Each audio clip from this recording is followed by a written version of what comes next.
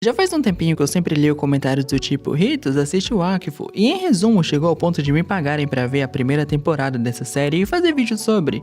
E aqui estamos, eu assisti a primeira temporada de Wakfu e eu não gostei nem um pouco. Apesar de terem tido sim coisas que me surpreenderam bastante no desenho, em geral eu saí mais desanimado do que qualquer outra coisa. Só pra deixar claro, eu sei que pra cada reclamação que eu provavelmente, ou melhor dizendo, com certeza vou fazer aqui, vai chegar alguém dizendo que esse problema se resolve na temporada X, Y e Z. E beleza, gente, mas assim, eu assisti toda a primeira temporada porque foi o que me pagaram pra ver. E infelizmente eu não gostei o bastante pra continuar. Então as minhas opiniões vão ser limitadas somente à primeira temporada.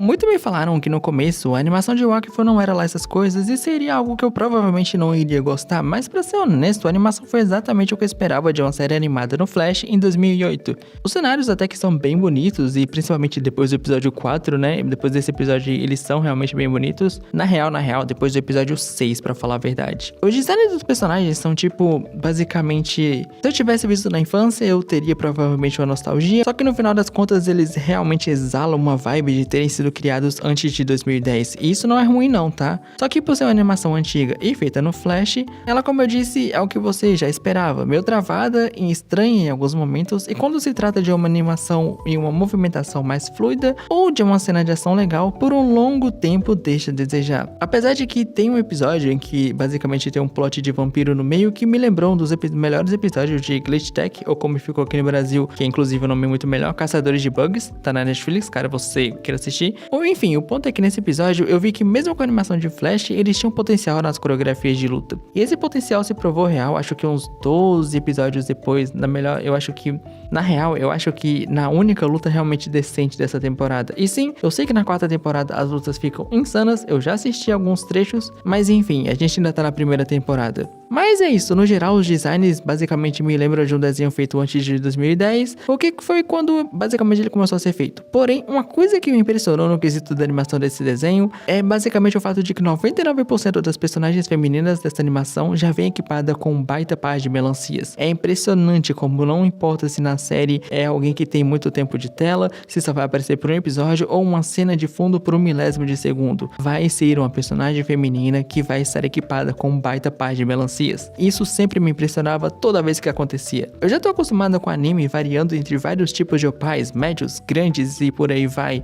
Mas assim como o autor de Dr. Stone claramente tem um tipo de mulher, a pessoa por trás do design de personagem feminino de Wakfu também tinha suas preferências. Só para deixar claro, isso não é uma reclamação. É só engraçado porque quando eu notei isso eu fiquei imaginando essa nova geração que surta vendo o personagem peitudo em anime e vendo esse desenho.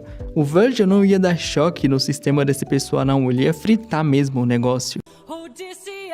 Ok, eu tenho uma coisa pra falar. Eu comecei vendo Wakfu na Netflix e na época eu trocava aqui ali entre dublagem inglês e português, porém acreditando que fielmente que eu iria gostar do negócio, iria ver mais com a temporada. Assim que eu descobri que todas as temporadas de Wakfu estão no YouTube, eu pulei pro YouTube pra ver tudo. O problema é que só tinha dublado em inglês e o show é originalmente francês. E por que eu tô dizendo isso? Porque me falavam que a melhor dublagem era francesa, mas eu só tinha como opção o inglês, então as minhas reclamações, a questão da dublagem dos personagens vai ser focada na dublagem em inglês. Deixando isso de lado, vamos lá. Sobre os personagens no geral. O Ruel é o melhor personagem da temporada pra mim, pelo menos nessa temporada ele foi o melhor assim, inclusive é o único que a série deu uma atençãozinha genuinamente decente. É engraçado que nem o protagonista recebeu tanto carinho igual o personagem do Ruel recebeu. Até a dublagem em inglês dele é boa, é uma das poucas que se salva.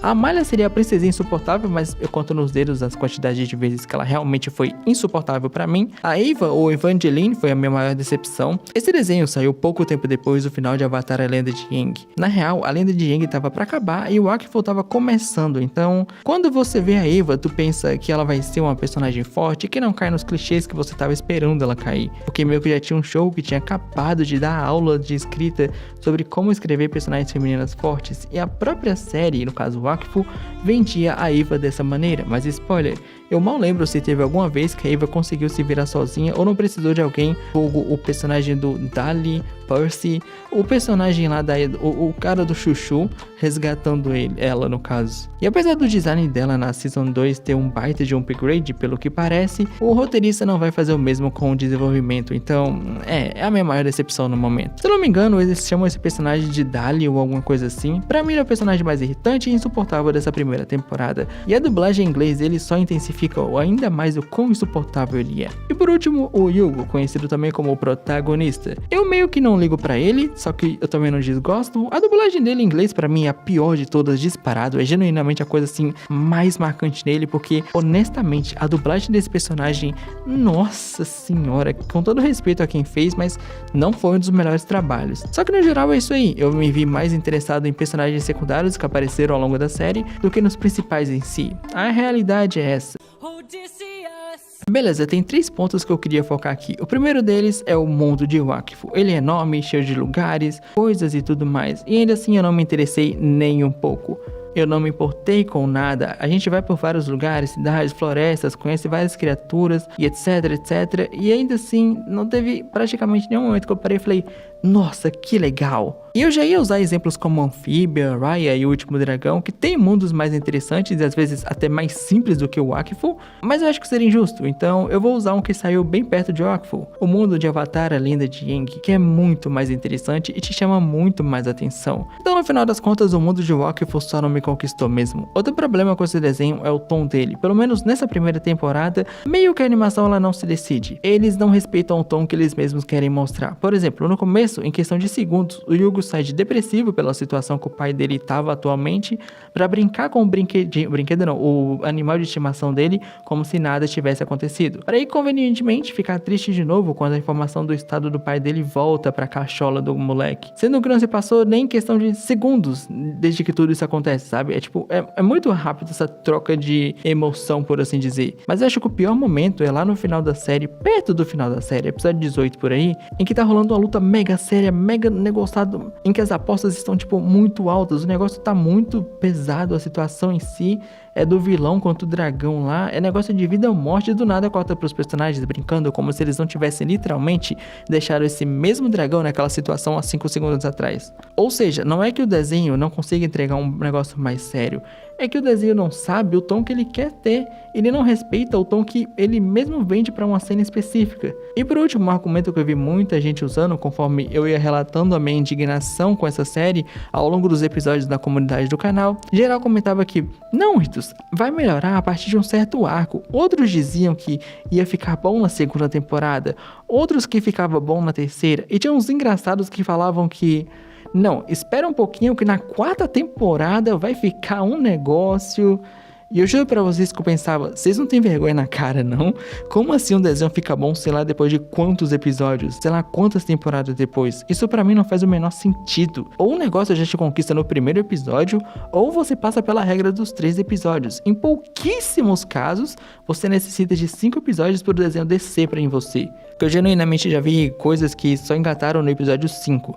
Mas um desenho não engatar com 26 episódios, e pior, só ficar bom na 3ª ou 4ª, isso é loucura. Alguns podem usar o argumento de que o desenho talvez seja só bobo demais, principalmente nesse começo, e seria um ponto válido, mas por exemplo, The Dragon Prince, ou o nome em português que tem muito mais impacto, O Príncipe Dragão, nas suas primeiras 3 temporadas, que inclusive combinadas são praticamente quase o mesmo número de episódios que a primeira temporada de Wakfu, tem um tom quase tão leve e bobo quanto o Wakfu, porém eles respeitavam os momentos sérios, diferente de um Wakfu. Porém, teve uma coisa nesse desenho que eu gostei de verdade, e essa coisa foi o vilão dele. O Nox é um daqueles vilões que basicamente estiveram à frente do seu tempo de uma maneira inacreditável. No começo eu pensava que ele era só mais um vilão surtado, ou o clássico vilão genérico, sem muito carisma, que cumpre o seu propósito, e foi isso. Como diria o Miles, basicamente o vilãozinho da semana, ou nesse caso, o vilãozinho da temporada. E eu não poderia estar mais enganado. Na 3ª vez que ele aparece, o cara finalmente começa a mostrar o que veio, seja revelando pra gente que ele tinha bem mais camadas do que aparentava, ou que tava longe de ser só um vilãozinho da vez, genérico e sem graça. A melhor cena da primeira temporada inteira veio dele. A melhor luta dessa temporada aconteceu graças a ele. Um dos poucos momentos em que eu fiquei animado e na ponta da cadeira assistindo o Wakfu foi graças a esse vilão. E como eu disse, ele é à frente do seu tempo, já que é um vilão com motivações para fazer o que faz. Porém, a maneira como eles tratam essa motivação é o que me ganhou. Eles não usam isso como uma justificativa para ele basicamente ser o coitadinho da situação ou coisa do tipo. Não, muito pelo contrário. Eles deixam claro como ele tá errado, mesmo tendo uma motivação. E o melhor de tudo, O próprio vilão sabe disso, tanto que ele nunca choraminga dizendo que foi injustiçado e merece aquilo que foi tirado dele, ou que o mundo deve isso a ele, ou basicamente ele joga a culpa pra alguém. Tudo o que ele diz é basicamente, se eu conseguir realizar meu plano, então ninguém vai saber o que aconteceu. E se eu não conseguir, eu já não tenho mais nada a perder. Essa foi genuinamente a única coisa boa de verdade que eu tirei dessa primeira temporada. E no final das contas, até mesmo nesse vilão, eu pensei que seria um momento que eu teria algo pra reclamar e falar mal. Só que aí eu assisti a OVA dele e, meu Arceus, a única coisa que eu poderia reclamar desse personagem ganhou ainda mais peso depois do especial. Pra você ter uma noção, eu tô muito tentado a fazer um vídeo só sobre o vilão de Wakfu, pelo menos da primeira temporada, é claro.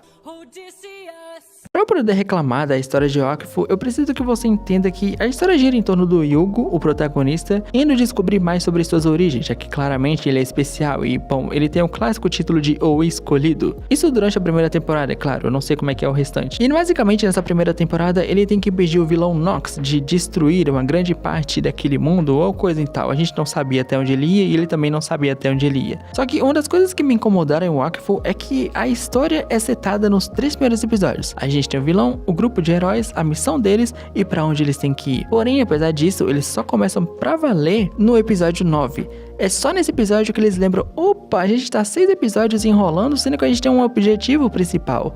Só que você espera que eles vão focar nisso a partir de então? Não. Eles enrolam mais 3 episódios, pra depois enrolar mais 3 ou 4 episódios, pra então finalmente a história avançar. Ou seja, a maior parte da temporada é um filler muito, muito chato. Eu acho que basicamente essas são as minhas opiniões após assistir a primeira temporada de Wakfu. Sei que mesmo depois da explicação que eu dei no começo, você vai dizer, Ritos, continua sério, ela vai melhorar. Olha, me desculpa, mas não foi bom bastante pra eu continuar por escolha própria, viu? Dessa vez eu vou dar uma de Luan Gameplay e dizer que só pagando. E vai ser caro, 50 por temporada. Cada temporada vai custar 50. Infelizmente, o Wakfu pra mim é só pagando, me desculpa. Mas isso não vale pra Frieren. Esse daí eu vejo de graça. E você deveria também. Assista Frieren.